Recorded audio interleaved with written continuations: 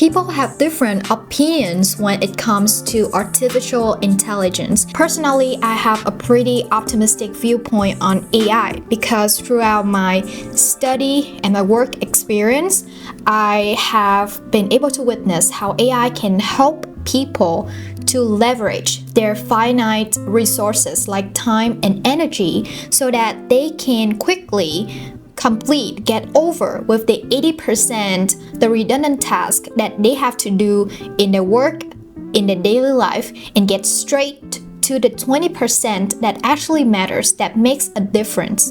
A while ago, I made a video about how to use ChatGPT to leverage multiple evidence-based study techniques. You can check them here. But since then, OpenAI has updated several new and very useful features for ChatGPT Plus users.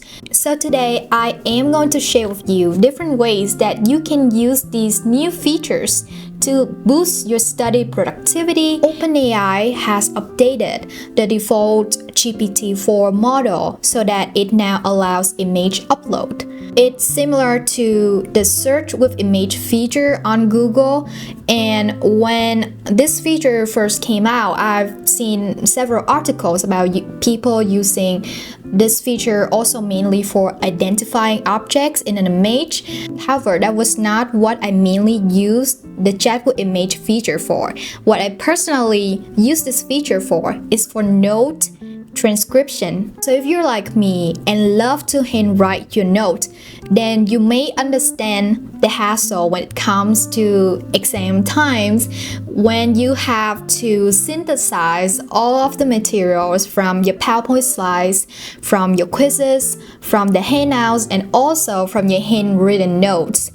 I love studying by flashcards and doing practice exams, but I really hate the process of typing everything from my note into the flashcard app or the Word document. It takes too long. Now, with the new chat with image feature, especially now that we have the app version of ChatGPT, I can just snap a photo of my notes on my phone and ask the chatbot to transcribe my note and also to format as closely to what I have in my notebook as possible. I know there are already multiple tools out there that can transcribe handwritten notes, but the fact that this feature is incorporated in GPT-4 is very convenient because I can now ask follow-up questions and ask GPT-4 to whether arrange my notes so it make more sense logically, or to ask it to generate practice questions from my notes, for example. So you can easily guess how this feature has quickly become one of my favorite things that ChatGPT can do. The plugins are powerful. I remember there was a certain period of time that the search with Bing feature was taken out of GPT-4. So in order to let my GPT chatbot get access to the internet, I have to enable certain plugins so that it can browse the web. There is a wide array of plugins available on the plugin store for ChatGPT Plus users, and each of these plugins can be pretty useful for one or two specific tasks. My three top favorite plugins are: first, VoxScript. VoxScript enables GPT-4 to have access to YouTube transcript in navigating the web. Of course, it's very easy to understand the potential that GPT-4 can provide when it gets access to the internet because it gives you up-to-date information. It can also link to and give you the reference, the source that it got its answers from. My number two favorite plugin is Wolframe. So Wolframe is a computational tool because GPT is a language model, so it does not do a very good job when it comes to solving rather complex mathematical problems. You will know this if you ever try to ask whether GPT 3.5 or even GPT-4 a math problem that is complicated. But with the help of the Wolframe plugin, GPT-4 can give pretty accurate and reliable answers to complex math problems. I usually use this to help me check my answers or give me hints for a very tricky problem, but I would definitely not recommend anyone abusing this feature and let it solve all of your homework. You should practice doing it too. Diagram Show Me is a very cool plugin because it helps to generate beautiful illustrations, mind maps, graphs in just a matter of seconds.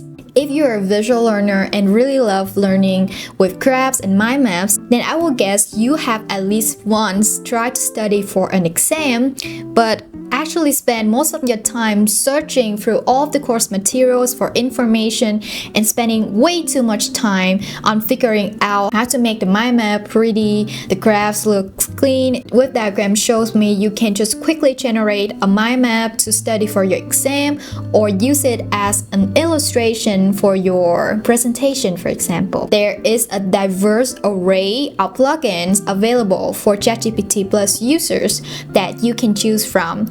So feel free to explore. I was so excited when I know DALL-E 3 was coming out and will be incorporated into ChatGPT. DALL-E 2 was the first image generative AI that I've ever tried, and to be honest, it was cool. Like the whole concept of being able to generate an illustration from just pure prompt is incredible. But the results that DALL-E 2 gives are not impressive. They're cool. They can be fun illustrations. I mostly use it to kind of show my friends and also generate some cool logo ideas, but it wasn't very practical and useful. But then I heard about Midjourney and I was blown away. It was awesome. The art generated by Midjourney was incredible. So I was excited but also skeptical about DALL-E 3. But when DALL-E 3 came out, oh my god, I was not disappointed. I think that DALL-E 3 can actually stand shoulder to shoulder with Midjourney. To be brutally honest, I still think that Midjourney is a bit more aesthetically superior compared to DALL-E 3. But DALL-E 3 does a way better job at understanding the context of the prompt, and the fact that it is incorporated in ChatGPT makes it very easy to kind of tweak certain aspects of the image without having to regenerate like the whole photo. And also that you don't have to pay for an extra subscription for cool generative AI art. Now, I don't 100% endorse AI art because I can understand how it can potentially cause harms to actual artists. But on the other side, I can also see how AI makes arts way more accessible and it helps raising the bar for creative work.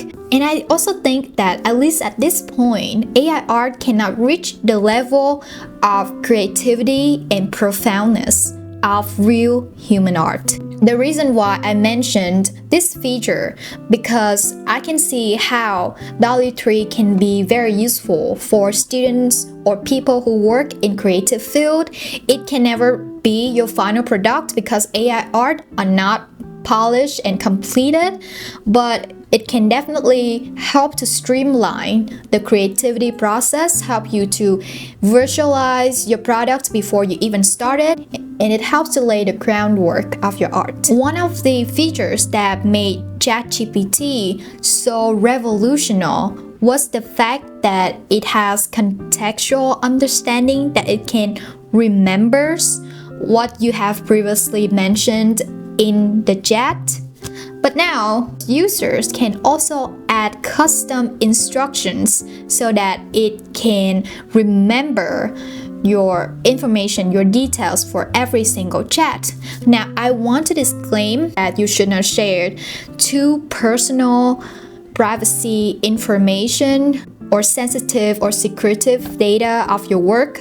I personally share with it my educational background and the kind of industry, the kind of jobs that I'm currently looking for because it makes it easier when I need help with my job application and job searching process. So if you're a college student, you can let ChatGPT remembers what major you are, what kind of experience and educational background you have so that it can tailor a more customized experience and more customized responses that can best accommodate your questions and your requests. And as we can see, with the drastic growth and change of technology, the skill of being able to use AI effectively and responsibly will soon become a highly desirable and transferable skill in the future.